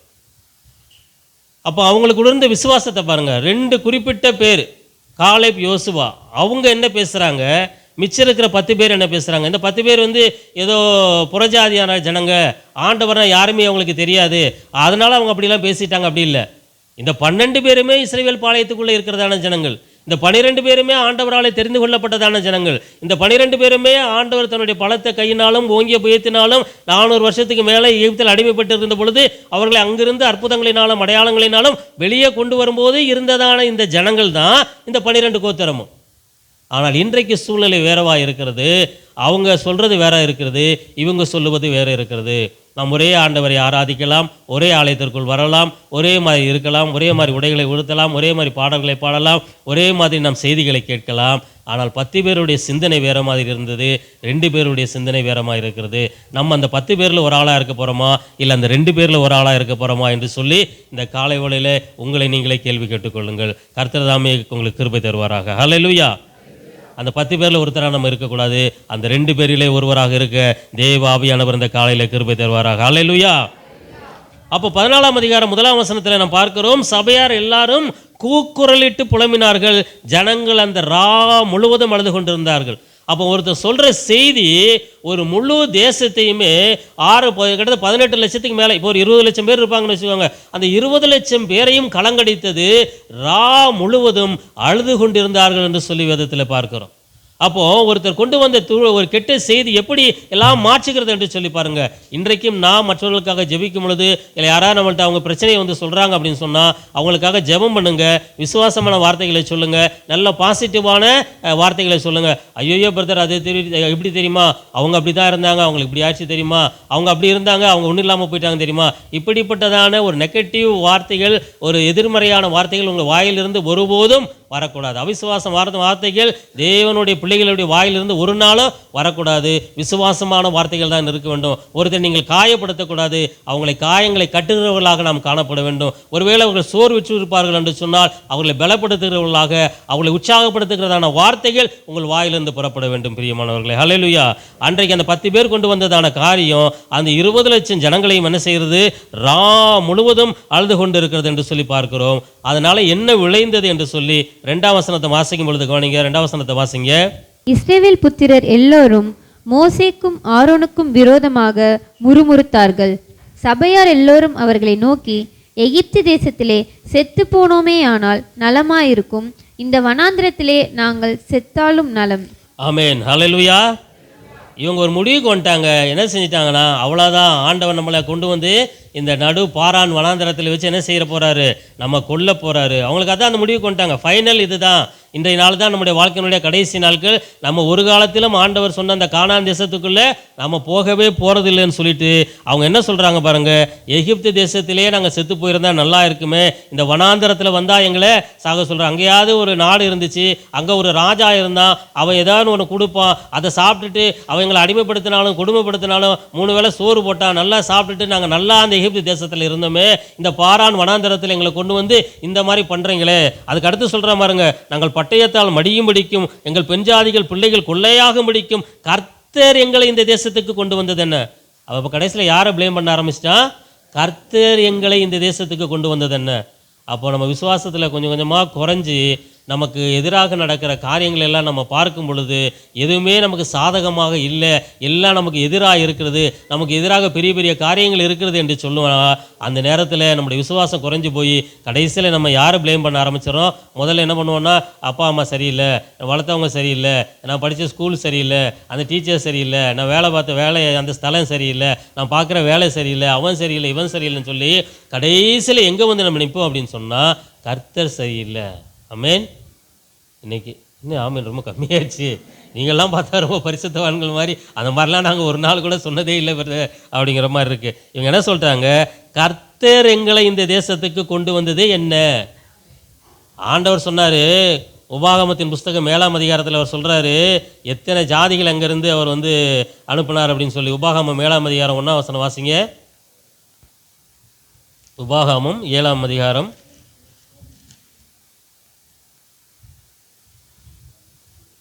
1 நான் வாசிக்க கவனிங்க. நீங்கள் சுதந்திரிக்க போகிற தேசத்தில், எல்லாம் எடுத்துட்டிங்களா? எடுக்க முடியாதவர்கள் நீங்கள் டிவி பார்த்துக்கோங்க, போர்டு பார்த்துக்கோங்க. நீ சுதந்திரிக்க போகிற தேசத்தில் உன் தேவனாகிய கர்த்தர் உன்னை பிரவேசிக்க பண்ணி உன்னை பார்க்கிலும் ஜனம் பெருத்த ஜாதிகளாகிய ஏத்தியர், கிர்காசியர், எமோரியர், கானானியர், பெரிசியர், ஏவியர், எபூசியர் என்னும் 7 பலத்த ஜாதிகளை முன்பாக துரத்தி. அப்போது எத்தனை பேர் அங்கெல்லாம் இருந்திருக்காங்க? அந்த கானான் தேசத்தில் 7 பலத்த ஜாதிகள் இருக்காங்க, அவங்களெல்லாம் துரத்த போகிறேன் அப்படின்லாம் சொல்லி என்ன செஞ்சார்? ஆண்டவர் அவங்களுக்கு வாக்குத்தத்தம்லாம் கொடுத்து அவங்களெல்லாம் இப்படிலாம் கூட்டிகிட்டு வந்தா, இவன் இங்கே உட்காந்து என்ன சொல்கிறான்? ஆண்டவர் எங்களை எதற்காக இங்கு அழைத்து கொண்டு வந்தார் அப்படின்னு என்ன செய்கிறான்? இங்கே வந்து பேசிகிட்டு இருக்கிறான், புலம்பிகிட்டு இருக்கிறான், ராத்திரியெல்லாம் உட்காந்து என்ன செஞ்சிட்டு இருக்கிறான்? அழுதுட்டு இருக்கிறான். அந்த 3ஆம் வசனத்தினுடைய, அதாவது 14ஆம் அதிகாரம், என்னாகாமம் 14ஆம் அதிகாரத்தினுடைய 3ஆம் வசனத்தினுடைய கடைசி பகுதியை வாசிங்க பார்க்கலாம். கடைசி பகுதி. எகிப்துக்கு திரும்பி போகிறதே எங்களுக்கு உத்தமம் அல்லவோ என்றார்கள். இப்போ எந்த முடிவுக்கு வந்துட்டான்னா, எதுக்கு இவ்வளோ கஷ்டம், ஏன் இந்த கானானுக்கு போகணும்? இப்போ கடைசியில் நம்ம எங்கே போயிடலாம்? திரும்பி என்ன செஞ்சிடலாம்? எகிப்துக்கே போய்விடலாம். அதனால தான் சொல்கிறாங்க, எகிப்துக்கு திரும்பி போகிறதே எங்களுக்கு உத்தமம் அல்லவோ என்றார்கள். இப்போ அவனுக்கு எது உத்தமமாக இருக்கிறது? கர்த்தர் உத்தமம் அல்ல, மோசே உத்தமம் அல்ல, ஆண்டவர் செஞ்ச அற்புதங்கள் அடையாளங்கள் அதெல்லாம் உத்தமம் அல்ல, வானத்திலிருந்து மன்னாவை கொடுத்தார், கண்மலையிலேருந்து தண்ணீரை குடிக்க கொடுத்தார், இதர வந்து அமலேக்கரை முறியடிக்க உதவி செஞ்சார், எபூசியரை முறியடிக்க உதவி செஞ்சார், செங்கடலை 2ஆக பிளந்து அதெல்லாம் கடந்து வர உதவி செஞ்சார், அதில் எதிராக வந்ததான எல்லா எகிப்தியரையும் கொன்று குவித்தார். அது எகிப்தியர் கடற்கரையிலே செத்து கிடக்கிறதை எகிப்தியர் சொந்த கண்களாலே காண கிருபை செஞ்சார். இப்போ என்ன சொல்கிறான்னா, எகிப்திற்கு திரும்பி போகிறதே உத்தமம் அல்லவோ என்றார்கள். அதை விட ஒரு பெரிய ஒரு டாப்பான ஒரு யோசனை உனக்கு வருது பாருங்க. அடுத்த வசனம் தான் ரொம்ப டாப். 4ஆம் வசனம் வாசிங்க. பின்பு அவர்கள் நாம் ஒரு தலைவனை ஏற்படுத்தி கொண்டு எகிப்துக்கு திரும்பி போவோம் வாருங்கள் என்று ஒருவரோடொருவர் சொல்லி கொண்டார்கள். இந்த இஸ்ரவேல் சபையார் எப்படியாப்பட்ட ஆளு இருக்காங்க பார்த்தீங்களா? ஒருவரோடு ஒருவர் சொல்லி கொண்டார்கள். அவன் சொல்கிறான், இந்த மோசே சரி கிடையாது, இந்த ஆரோனும் சரி கிடையாது, அவன் கூட ஒரு 12 பேர்லாம் இருக்கான், இவெல்லாம் எதுவுமே சரியில்லை. நம்ம இப்போ என்ன பண்ணலான்னா, இவன் தலைவனாக இருக்க வேண்டாம், ஆண்டவர் நமக்கு ஆண்டவராக இருக்க வேண்டாம், வேறு ஒரு தலைவனை ஏற்படுத்தி கொண்டு எகிப்துக்கு திரும்பி போய், ஏன்னா மோசையை கூப்பிட்டா வரமாட்டார். மோசை வந்து கானானுக்கு தானே கூட்டிகிட்டு போகணும், ஆண்டவர் சொல்லியிருக்காரு, கானானுக்கு தானே கூட்டிகிட்டு போவார். மோசை ஆரோன் வேணால் வரமாட்டாங்க. இப்போ சொல்கிறான், நம்ம வேறு ஒரு தலைவனை என்ன செஞ்சுப்போம், ஏற்படுத்திப்போம். இன்றைக்கி நிறைய கிறிஸ்தவருடைய ஜீவியம் அப்படி தான் போயிட்டுருக்கு. இந்த பாஸ்டரா, இவர் வேண்டாம், இவரன்னு எப்படி பிரசங்கம் பண்ணுறாரு, இந்த சபையா, இது எனக்கு வேண்டாம், அது எனக்கு வேண்டாம். ஏன்னா எங்கே கடினமான உபதேசங்கள் இருக்கிறதோ, எங்கே சீர்திருத்த உபதேசங்கள் இருக்கிறதோ, எங்கே கொஞ்சம் அவங்கள கொஞ்சம் ஆண்டவருக்குள்ளாக வளர வைப்பதற்காக காரியங்கள் நடைபெறுகிறதோ அதெல்லாம் நமக்கு நெருக்கமாக தோன்றும், விசுவாசம் குறையும். அந்த நேரத்தில் நம்ம என்ன பண்ணுவோம்னா, இந்த தலைவன் வேண்டாம், வேறு தலைவனை ஏற்படுத்தி கொண்டு திரும்ப நம்முடைய பழைய வாழ்க்கைக்கே போகலாம். அப்போ அவனுக்கு எகிப்து இப்போ பெருசாக தெரியுது, இந்த வனாந்திரத்தோட எகிப்து பெருசாக இருக்கிறது. அப்போ தான் கீழே எல்லாம் அந்த காரியங்கள் எல்லாம் தெரியும். மோசையும் ஆரோனும் எல்லாம் போய் அழுகுறாங்க, ஆண்டவரேன்னு சொல்கிறாங்க. அப்போ தான் யோசுவாவினுடைய ஒரு இந்த கேரக்டர் உள்ளே வருது. 5ஆம் வசனத்தில், 5ஆம் வசனம் வாசிங்க. அப்பொழுது மோசேயும் ஆரோனும் இஸ்ரவேல் புத்திரரின் சபையாராகிய எல்லா கூட்டத்தாருக்கு முன்பாகவும் முகங்குப்புற விழுந்தார்கள். அடுத்து, தேசத்தை சுற்றி பார்த்தவர்களில் நூனின் குமாரனாகிய யோசுவாவும் எப்புனையின் குமாரனாகிய காலேபும் தங்கள் வஸ்திரங்களை கிழித்து கொண்டு. போதும். இப்போ இந்த 10 பேர் சொன்னதுனால இவ்வளோ பெரிய குழப்பங்கள் வந்தது, அவர்களுக்குள்ள இவ்வளோ பெரியதான ஒரு விசுவாச குறைபாடு வந்தது. எல்லாம் ஒரு மாதிரி பயந்து அழுது புலம்பி வேற ஒரு தலைவனை ஏற்படுத்திடலாம், நம்ம திரும்ப எகிப்துக்கே போயிடலாம், இதெல்லாம் ஒன்றுமே வேண்டாம் அப்படி என்று இருக்கக்கூடிய சூழ்நிலையில் தேசத்தை சுற்றி பார்த்தவர்களில் நூனின் குமாரனாகிய யோசுவாவும் எப்ரேயின் குமாரனாகிய காலேபும் தங்கள் வஸ்திரங்களை கிழித்து கொண்டு இஸ்ரவேல் புத்திரரின் சமஸ்த சபையை நோக்கி சொல்கிறாங்க, நாங்கள் போய் சுற்றி பார்த்து சோதித்த தேசம் மகா நல்ல தேசம். சொல்லுங்க, மகா நல்ல தேசம். அப்போ இத்தனை பேர் இவ்வளோ குழப்பங்கள் வந்த பொழுது அவனுக்கு அவனுடைய ஆவியானவர் அவனுக்குள்ளே இருக்கிறதுனால, வேதத்தில் வாசிக்கிறோம் காலேபுக்குள்ளெல்லாம் அதே 14:24 வாசிக்கிறோம், என்னுடைய தாசனாகிய காலேப் வேறே ஆவிய உடையவனாக இருக்கிறபடியினால் உத்தமமாக என்னை பின்பற்றபடியினால் அப்படின்லாம் சொல்லி அந்த இடத்துல வாசிக்கிறோம். அப்போ அவங்களுக்குள்ளே இருந்த அந்த விசேஷித்த ஆவி அவங்கள அமைதியாக இருக்க விடலை. ஜனங்கள் இப்படியெல்லாம் கலங்கி போயிருக்கிறார்களே, திகைத்து போயிருக்கிறார்களே என்கிற வேளையில் ஆவியானவர்கள் மூலமாக கிரியை செய்கிறார். யோசுவாவும் காலேபும் வஸ்திரங்களை கிழித்து கொண்டு சொல்கிறாங்க, நீங்கள் சொல்கிற மாதிரிலாம் கிடையாது, நாங்கள் போய் சுற்றி பார்த்து வந்த தேசம் மகா நல்ல தேசம், கர்த்தர் நம்மேல் பிரியமாக இருந்தால் அந்த தேசத்திலே நம்ம கொண்டு போய் பாலும் தேனும் ஓடுகிற அந்த தேசத்தை நமக்கு கொடுப்பார். ஹல்லேலூயா. இதுதான் விசுவாசம். ஆமென். 10 பேர் ஒன்று சொல்லட்டும், எல்லாருக்கும் அது நடந்திருக்கட்டும். இல்லை பிரதர், நான் எவ்வளோ ட்ரை பண்ணி பார்த்துட்டேன் பிரதர், அவங்களுக்கு அப்படி தான் ஆச்சு பிரதர், எவ்வளோ பேர் ஜெபம் பண்ணாங்க பிரதர், அவங்களுக்கு அப்படி தான் ஆச்சு பிரதர், அவங்களுக்கும் அந்த மாதிரி தான் வியாதி இருந்துச்சு, அவங்க அவ்வளோதான் போயிட்டாங்க. அதல்ல, 10 பேருக்கு நடந்ததல்ல. இந்த 2 பேர் சொல்கிறான் பாருங்க, இதுதான் விசுவாசம். அந்த 10 பேருக்கு ஒரு வேலை நடந்திருக்கலாம், ஆனால் ஆண்டவர் உங்களை கைவிட மாட்டார். ஹல்லேலூயா. இந்த 2 பேர் ஒரு விசுவாச அறிக்கை செய்கிறார்கள், ஆண்டவர் நம்ம மேலே பிரியமாக இருந்தால் அந்த தேசத்தை நமக்கு கொடுப்பார். அடுத்து அவங்க சொல்கிறாங்க, கர்த்தருக்கு விரோதமாக கலகம் பண்ணாதிருங்கள், அந்த தேசத்தின் ஜனங்களுக்கு நீங்கள் பயப்பட வேண்டியதில்லை, அவர்கள் நமக்கு இரையாவார்கள், காரணம் அவர்களை காத்த நிழல் அவர்களை விட்டு விலகி போச்சு. எவ்வளோ ஒரு பெரிய விசுவாச அறிக்கை பாருங்க. அவங்க சொல்கிறாங்க, அவங்களை காத்த நிழல் அவர்களை விட்டு விலகி போயிடுச்சு, கர்த்தர் நம்மோடு இருக்கிறார், அவர்களுக்கு பயப்பட வேண்டியதில்லை. ஆமென். என்ன மாதிரி ஒரு விசுவாசம் பாருங்க.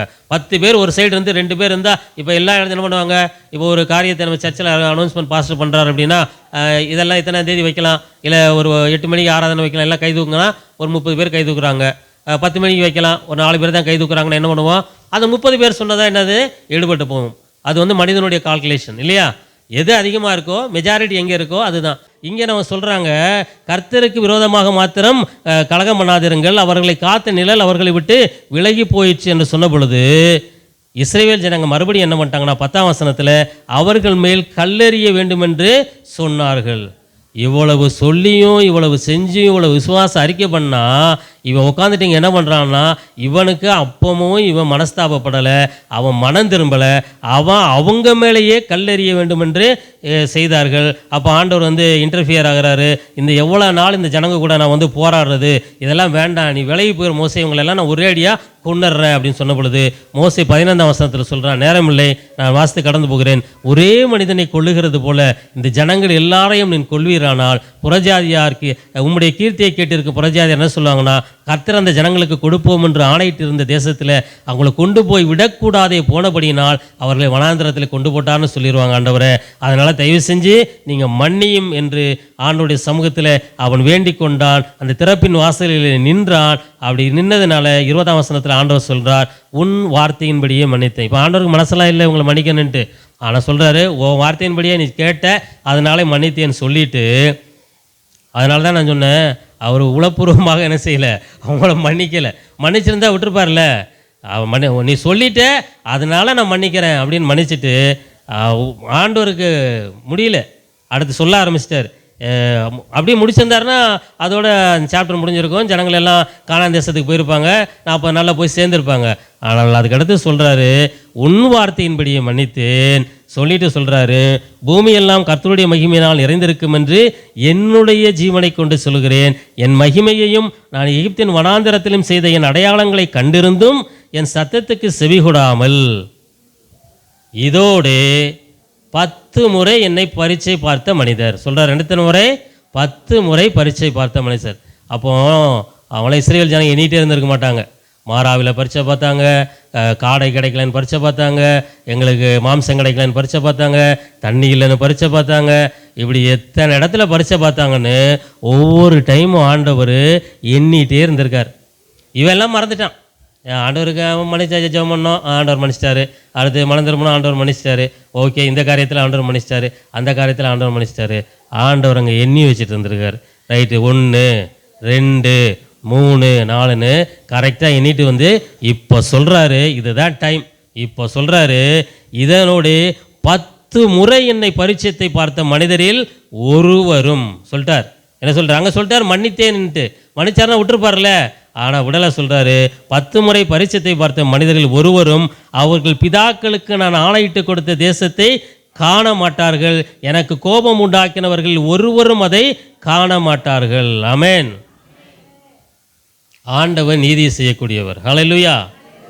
இவங்க பாட்டுக்கு செஞ்சிட்டே இருப்பாங்க, அவர் பாட்டுக்கு மன்னிச்சிட்டே இருப்பார். அது ஒரு காலகட்டமாக இருந்தது. ஆனால் யாரெல்லாம் ஆண்டவர் வார்த்தைக்கு கீழ்ப்படியிலையோ அவங்கெல்லாம் அந்த கானான் தேசத்துக்குள்ளே போக முடியாது. இன்றைக்கு நாம் கிறிஸ்தவர்களாக இருக்கலாம், வேதம் வாசிக்கலாம், ஜெபிக்கலாம், ஆண்டவருடைய கிருபை நம்ம மேலே இருக்கலாம். கிருபை பெருகி கொண்டே இருக்கிறது. அதனால தான் பவுல் சொல்கிறாரு, கிருபை பெருகும்படிக்கு நம்ம அதிகமான பாவத்தை செய்யக்கூடாது. இப்போல்லாம் அமேசிங் கிரேஸ், ஒண்டர்ஃபுல் கிரேஸ், அந்த கிரேஸ், இந்த கிரேஸ், ஏன்னா எல்லா சர்ச்சிலும் என்னது ஒரே கிரேஸ் தான். எங்கே பார்த்தாலும் கிருபை கிருபை கிருபை கிருபை. ஆண்டவருடைய கிருபை பெருகிறது. அது பெருகும் பொழுது மட்டும்தான் என்ன செய்யும்? பெருகும். நம்ம பெருகுகிறது என்று சொல்லி அதை நீங்கள் காலந்தாழ்த்தி கொண்டே வந்தீர்கள் என்று சொன்னால், அந்த கிருபையை அவமாக்குவீர்கள் என்று சொன்னால், அந்த கிருபையை உங்களுக்கு சாதகமாக நீங்கள் பயன்படுத்திக் கொள்வீர்கள் என்று சொன்னால், இஸ்ரவேல் ஜனங்களில் அந்த ஒருவரில் யாருமே கானான் தேசத்துக்குள்ளாக அவர்கள் பிரவேசிக்க முடியாமல் போய்விட்டது. அதே போல நாமும் இந்த நாளிலே இருக்கக்கூடாது என்று சொல்லி ஆவியானவர் நமக்கு எச்சரிக்கையாக இந்த காலை வேளையில் சொல்கிறார். ஹல்லேலூயா. அப்போ தான் ஆண்டவர் சொல்கிறாரு 27ஆம் வசனத்தில், எனக்கு விரோதமாய் முறுமுறுக்கிற இந்த பொல்லாத சபையாரை எதுவரைக்கும் நான் பொறுப்பேன்? இஸ்ரவேல் புத்திரர் எனக்கு விரோதமாக முறுமுறுக்கிறதை கேட்டேன். அதனால் நீ சொல்லியிருப்பா. 29ஆம் வசனத்தில் தெளிவாக சொல்லிட்டாரு, இந்த வனாந்தரத்தில் உங்கள் பிரேதங்கள் விழும், உங்களில் 20 வயதுக்கு முதல் அதற்கு மேற்பட்டவர்களாக எண்ணப்பட்டு உங்கள் தொகைக்கு உட்பட்டவர்களும் எனக்கு விரோதமாய் முறுமுறுத்திருக்கிறவர்களுமாக அனைவரின் பிரேதங்களும் விழும் சொல்லிட்டார். 20 வயசுக்கு மேலே யாரெல்லாம் இருக்கிறீங்களோ, யார் பேரெல்லாம் எழுதப்பட்டிருந்துச்சோ அந்த யாரும் அங்கே போய் சேரப்போவது கிடையாது. கடைசியில் சொல்லிட்டாரு, எப்புனேயின் குமாரனாகிய காலேபும் நூனின் குமாரனாகிய யோசுவாவும் தவிர மற்றவர்களாகிய நீங்கள் நான் உங்களை குடியேற்றுவேன் என்று ஆணையிட்டு கொடுத்த தேசத்திலே நீங்கள் பிரவேசிப்பதில்லை. ஆனால் நீங்கள் அவனு சொன்னீங்கல்ல, எங்கள் பிள்ளைய என் பெண் ஜாதிகள் எல்லாம் கொள்ளையாய் போயிடுவாங்கன்னு சொல்லி 31ஆம் வசனத்தை சொல்லுவார், கொள்ளையாவார்கள் என்று நீங்கள் சொன்ன உங்கள் குழந்தைகளையோ நான் அதில் பிரவேசிக்க செய்வேன். நீங்கள் அசட்டை பண்ணின தேசத்தை அவர்கள் கண்டறிவார்கள். ஹல்லேலூயா. நீ ஒன்று நினைச்சல்ல, இவங்கெல்லாம் கொள்ளையாயிருவாங்க, என் பிள்ளைகள்லாம் அங்கே போக மாட்டாங்கன்னு சொல்லி அவங்கள நான் கொண்டு போவேன், ஆனால் நீ போக மாட்டேன். அப்போ அதாவது மாம்சீகம் எப்பொழுதும் ஜெயிப்பதில்லை. வேதத்தில் நீங்கள் தெரிந்து கொள்ள வேண்டிய ஒரு முக்கியமான ஒரு பாடம் என்னவென்று சொன்னால், மாம்சீகத்தினால இதெல்லாம் நான் செஞ்சு முடிச்சிருவேன், இதெல்லாம் நான் பண்ணிடுவேன் அப்படின்னு நீங்கள் நினச்சிங்கன்னா ஒரு நாளும் ஜெயிக்க முடியாது. அது கீழே நம்ம பார்க்க போகிறோம். ஒரு நாள் என்ன செய்ய முடியாது? ஆண்டவருடைய சமூகத்தில் வெற்றி பெறவே முடியாது. இன்றைக்கு நம்ம எல்லாம் தோல்வியில், அநேக தோல்வியில் இருக்க காரணம் என்னவென்று சொன்னால், நம்ம சுயத்தில் முடிவு எடுத்துட்டு சுயத்தில் செஞ்சுட்டு ஆண்டவருடைய சித்தம் இதுதான் நம்மளா நினச்சிக்கிறது, இது ஆண்டவருடைய சித்தம் தான், ஆண்டவருடைய சித்தத்தின்படி நான் செய்கிறேன், ஆண்டவருடைய சித்தத்தின்படி என்னுடைய வாழ்க்கையை நான் வாழ்ந்து கொண்டு இருக்கிறேன், ஆண்டவருடைய சித்தத்தின்படி காரியங்களை நான் செய்து கொண்டு இருக்கிறேன் என்று சொல்லி. ஆனால் ஆண்டவருடைய சித்தம் என்னவென்றே நாம் இன்னும் சரியாக புரிந்து கொள்ளவில்லை என்பதுதான் நிஜம். பிரியமானவர்களே, ஆண்டவர் சொல்கிறாரு, நீங்கள் ஒன்று யோசித்தீங்க, நீங்கள்லாம் போயிடுவீங்க, உங்கள் பிள்ளைகள் எல்லாம் கொள்ளையாவார்கள் என்று சொல்லி. ஆனால் ஆண்டவர் சொல்கிறார், நீ நினச்சது நடக்காது. நீ யாரெல்லாம் கொள்ளையாவார்கள் என்று சொல்லுவீங்கோ அவங்களை நான் அங்கு பிரவேசிக்க செய்வேன். நீங்கள் அசட்டை பண்ணின தேசத்தை அவர்கள் கண்டறிவார்கள் சொல்லிட்டு 32 சொல்றாரு, உங்கள் பிரேதங்களோ இந்த வனாந்தரத்திலே விழும். ஆமென். இது எவ்வளவு ஒரு கடினம். இப்போ நம்மெல்லாம் ஆமேன்னு சொல்லிட்டோம். அங்கே இருந்து அவனுடைய மனநிலை யோசித்து பாருங்க. இத்தனை வருஷம் அங்கேருந்து கூட்டிகிட்டு வந்துட்டாரு, இவ்வளவு தூரம் இவ்வளவு அற்புதங்கள் எல்லாம் பார்த்து வந்துட்டோம். இந்த பக்கத்தில் இருக்க 40 நாள் டிஸ்டன்ஸு, போய் சேர்ந்தா கானானுக்குள்ளே போயிடலாம். அந்த நேரத்தில் ஒருத்தனை கூட்டிகிட்டு வந்துட்டு அவ்வளோதாம்மா, ஏன்னா நீங்கள் போகிறீங்க ஒரு வேலைக்கு இன்டர்வியூக்கு போகிறீங்க, ஒரு இப்போல்லாம் வந்து ஐடியிலலாம் போனால் 7-8 ஷெட்யூல் போடுறாங்க. இது இந்த ஃபஸ்ட்டு செகண்ட் சிட்டிங்கு, அப்புறம் 3 4 5 அப்படி 7வது 8வதுல தான் வந்து பாஸ் பண்ணி செலக்ட் பண்ணி உள்ள கூப்பிட்றாங்க. அப்போ அந்த எல்லாம் போயிட்டு இந்த ஐஏஎஸ் ஐபிஎஸ்லாம் படிக்கிறாங்கல்ல, அவங்களுக்கு எல்லாம் போனோன்னா கடைசியில் ஒரு மெயின் இன்டர்வியூ ஒன்று இருக்கும். முதல்ல ப்ரெமிசஸ் பாஸ் பண்ணணும், அவங்க என்ட்ரன்ஸ் போகணும், அது படிக்கணும், அப்புறம் மெயின் பேப்பரு ஆசிரியர் எல்லாம் முடித்து கடைசியில் வந்து அந்த கேடர், தமிழ்நாட்டு கேடருக்கு வரேன்னா அங்கே செலக்ட் பண்ணுவாங்க. 1,00,000 பேர் எழுதுவான், 10,000 பேர் செலக்ட் ஆவான், 10,000 பேரில் ஒரு 1000 பேரை ஃபில்டர் பண்ணுவாங்க, 1000ல் 500 வரும், ஒரு 400 வரும், 300 வரும், கடைசியில் 100 பேர். அந்த 100 பேரில் தமிழ்நாட்டுக்கு ஒரு 10 கேடர் அவ்வளோதான் கொடுப்பாங்க. அதாவது ஐஏஎஸ் படிச்சுட்டு தமிழ்நாட்டுக்கு வந்தால் 4 பேர். அந்த 10 பேருக்கு அந்த கடைசி எக்ஸாமில் இவன் எல்லா எக்ஸாமும் முடித்து ஒரு 4-5 வருஷம் கஷ்டப்பட்டு முடிச்சுட்டு அந்த லாஸ்ட்டு இன்டர்வியூவில் போயிட்டு, இல்லைப்பா உனக்கு இந்த வேலை இல்லை, நீ தமிழ்நாடு கேடரில் செலக்ட் ஆகலைன்னு சொன்னால் அவனுக்கு எவ்வளோ கஷ்டமாக இருக்கும். அதே மாதிரி தான் இவன் இவ்வளவு கஷ்டப்பட்டு வந்துட்டு கடைசியில் ஆண்டவர் சொல்கிறாரு, உங்கள் பிரேதங்களோ இந்த வனாந்திரத்தில் விழும் அப்படின்னு சொல்லிட்டு 33 தான் அந்த ரீசன் சொல்கிறாரு. அவைகள் வனாந்திரத்தில் விழுந்து தீர மட்டும், நான் சாவடிக்க மாட்டேன் உங்களெல்லாம், நான் உங்களெல்லாம் ஒரே நேரத்தில் மோசைட்ட சொல்லிட்டார் இல்லையா, நான் அவர்களை மன்னித்தேன்னு சொல்லிட்டு மறுபடியும் கொண்டா நீங்கள் என்ன சொல்லுவீங்க, ஆண்டவர் பாரு அவர் அப்போ ஒன்று சொல்கிறாரு இப்போ ஒன்று சொல்கிறாரு, மன்னிச்சேன்னு சொல்லிட்டாரு ஆனால் ஆண்டவர் அவங்களை கொண்டாரே உடனே அப்படின்னு நீங்களாம் சொல்லுவீங்க இல்லையா. அதனால் நான் உங்களை எதுவும் பண்ண மாட்டேன் சொல்கிறாரு. அவைகள் வனாந்திரத்தில் விழுந்து தீரும் மட்டும் உங்கள் பிள்ளைகள் 40 வருஷம் வனாந்திரத்தில் திரிந்து நீங்கள் சோரம் போன பாதகத்தை சுமப்பார்கள். நீங்கள் தேசத்தை சுற்றி பார்த்த 40 நாள் ரக்கத்தின்படியே ஒவ்வொரு நாள் ஒவ்வொரு வருஷமாக நீங்கள் 40 வருஷம் உங்கள் அக்கிரமங்களை சுமந்து என் உடன்படிக்கைக்கு வந்த மாறுதலை உணர்வீர்கள். ஹல்லேலூயா. நான் உங்களுக்கு அடிக்கடி சொல்லியிருக்கேன், ஆண்டவர் தன்னுடைய உடன்படிக்கையை மாற்றிக்கொள்வதில்லை. ஆண்டவர் ஒருவனோடு உடன்படிக்கை பண்ணினால் அதை செய்து முடிக்க அவர் வல்லமையுடையவராக இருக்கிறார். ஹல்லேலூயா. ஆண்டவர் சொன்ன ஒரு வாக்குத்தத்தத்தை கூட ஆண்டவர் மாற்றினதே இல்லை. ஆபிரகாமுக்கு சொன்னார், சாராளுக்கு சொன்னார், செய்து முடித்தார். ஆமென். ஆபிரகாம்கிட்ட சொன்னார் கானான் தேசத்தை கொடுப்போம்னு சொன்னால் கடைசியில் போய் சேர்ந்தாங்க. ஆனால் ஆண்டவர் சொல்கிறாரு, என் உடன்படிக்கைக்கு வந்த மாறுதலை உணர்வீர்கள். நிறைய இடங்களில் நம்ம தவறுகிற அல்லது நாம் கண்டுகொள்ளாமல் விலகி போகிற ஒரு காரியம் இதுதான், உடன்படிக்கைக்கு வந்த மாறுதல். அப்போ ஆண்டவர் வாக்குத்தத்தம் பண்ணியிருக்கிறார், ஆண்டவர் உடன்படிக்கை பண்ணியிருக்கிறார். அந்த உடன்படிக்கை மாற்றுவது யாருடைய காரியம்னா நம்முடைய காரியமாகத்தான் இருக்குது. இஸ்ரவேல் செஞ்ச காரியம்தான் அந்த உடன்படிக்கை மாற்றப்பட்டது என்று சொல்லி பார்க்கிறோம். 35ஆம் வசனத்தில் வாசிக்கிறோம், கர்த்தராகிய நான் இதை சொன்னேன், எனக்கு விரோதமாய் கூட்டம் கூடின இந்த பொல்லாத சபையார் யாவருக்கும் இப்படியே செய்வேன், இந்த வனாந்தரத்தில் அழிவார்கள், இங்கே சாவார்கள் என்று சொல் என்றான்னு சொல்லிட்டு ஆண்டவர் என்ன செஞ்சா முடிச்சிட்டாரு. தேசத்தை சோதித்து பார்க்கும்படி மோசையினால் அனுப்பப்பட்டு திரும்பி அந்த தேசத்தை குறித்து துர்ச்செய்தி கொண்டு வந்து சபையார் எல்லாரும் அவனுக்கு விரோதமாய் முறுமுறுக்கும்படி அந்த துர்ச்செய்தியை சொன்னவர்களாகிய அந்த மனிதர் கர்த்தருடைய சந்நிதியில் வாதையினால் செத்தாங்க.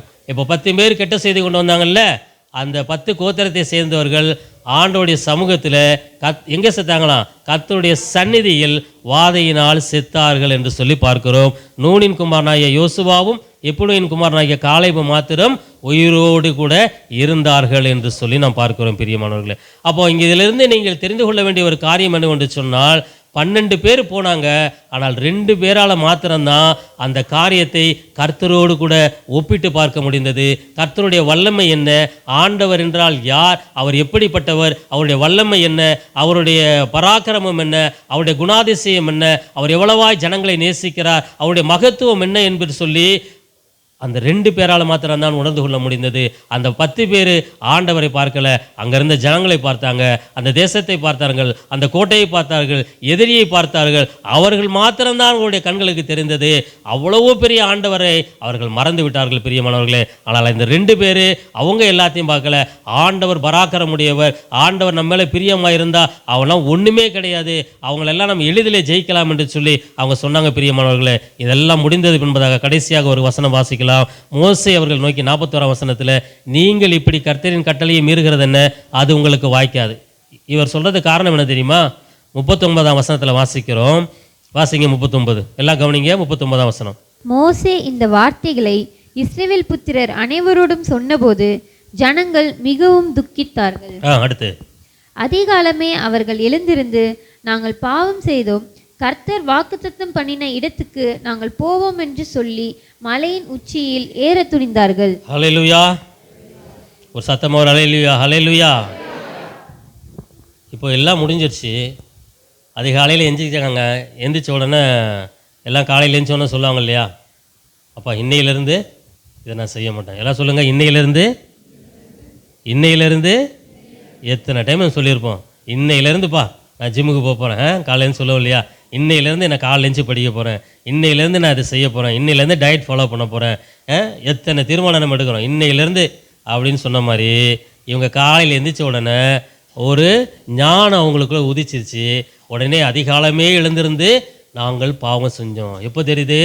ஆண்டவர் எல்லாம் சொல்லி முடித்து அவ்வளோதான்பா அப்படின்னு சொல்லி நீங்கள்லாம் செத்துருவீங்கன்னு சொன்னதுக்கப்புறமா காலையில் எழுந்திரிச்சு அப்புறமா கண்கட்ட பிறகு சூரிய நமஸ்காரம், சத்தமாக தான் சொல்லுங்களேன். கண்கட்ட பிறகு சூரியன் நல்லா இருக்கும்போது போய் பார்த்தீங்கன்னா கண்ணுக்கெல்லாம் விட்டமின் டி கிடைக்கும், கண்ணுக்கெல்லாம் நல்லது, உடம்புக்கெல்லாம் நல்லது, விட்டமின் டி கிடைக்கும். அப்போ போய் சூரியனை பார்க்கறது கிடையாது. எல்லாம் கண்கட்ட பிறகு என்ன செய்கிறாங்க, போய் சூரிய நமஸ்காரம் பண்ண போகிற மாதிரி இவங்க அதிகாலையில் எழுந்திருந்து பாவம் செய்தோம், நாங்கள் பாவம் செய்தோம், கர்த்தர் வாக்குத்தத்தம் பண்ணின இடத்துக்கு நாங்கள் போவோம் என்று சொல்லி மலையில் ஏற துணிந்தார்கள். இப்போ கூட திருந்தலை, இப்போ கூட மனஸ்தாபப்படலை.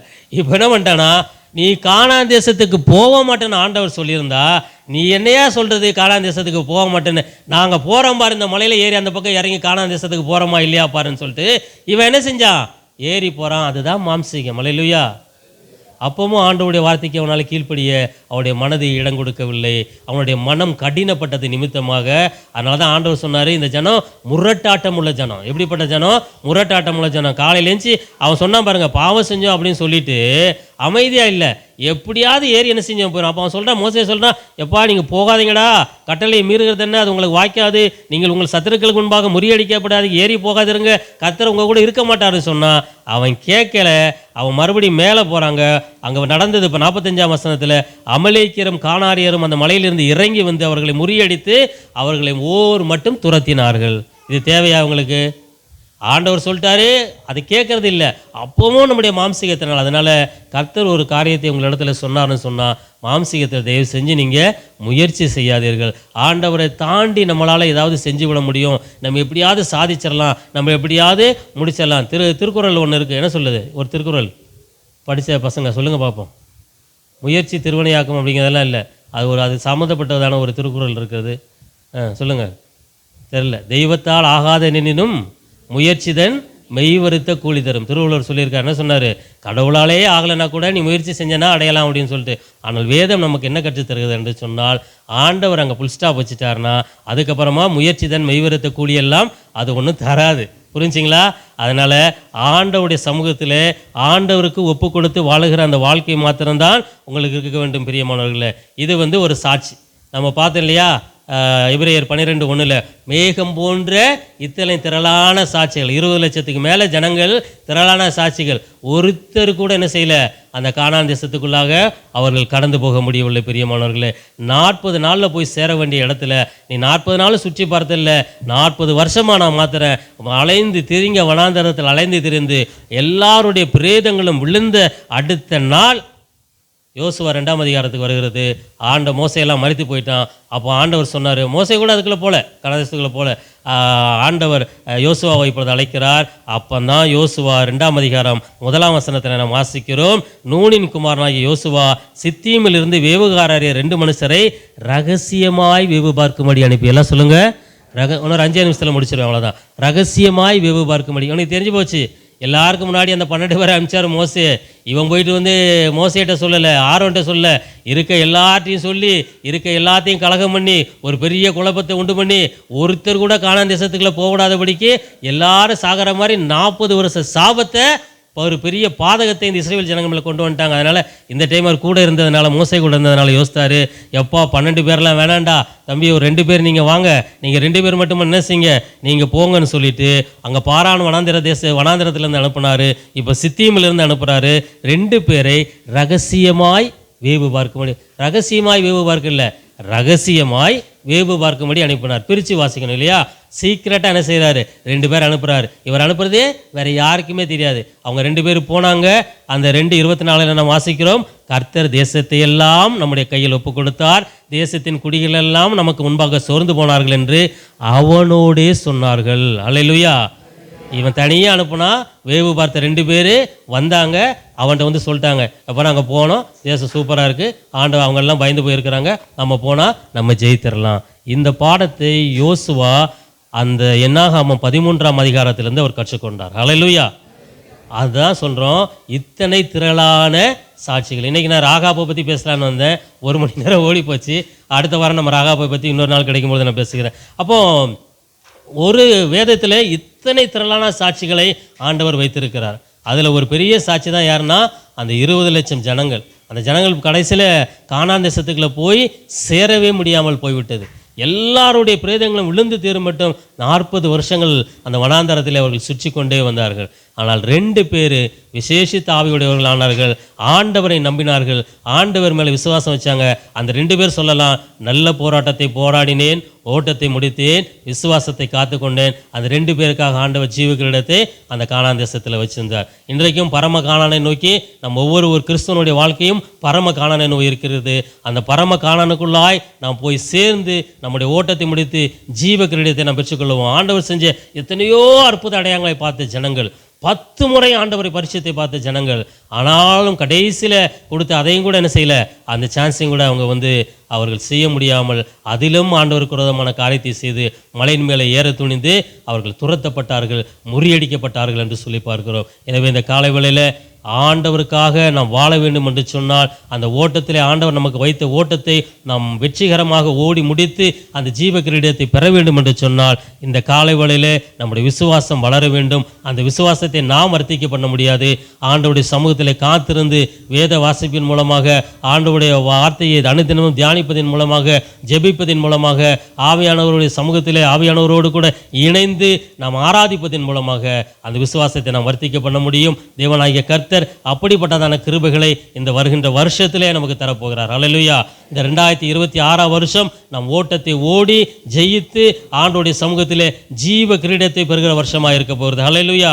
ஆண்டவருக்காக போராடுகிறவர்களாய் மாத்திரமல்ல, அந்த ஓட்டத்தை முடிக்கவும், அதன் பின்பதாக அந்த நித்திய ஜீவனை பெறவும், அந்த பரிசை பெறுகிறவரும் பெற்றுக்கொள்ளத்தக்கதாய் இந்த 2026 வருஷத்தில் ஆண்டவருக்காக ஓடுவோம். ஆண்டவர் பெரிய காரியங்களை செய்து நம்மையும் நம் குடும்பத்தையும் ஆசீர்வதிப்பார். கர்த்தர் தாமே இந்த வசனங்களை ஆசீர்வதிப்பாராக. ஆண்டவருடைய சமூகத்திலே கண்களை மூடி நாம் ஜெபிப்போம். பிரியமானவர்களே, ஹல்லேலூயா.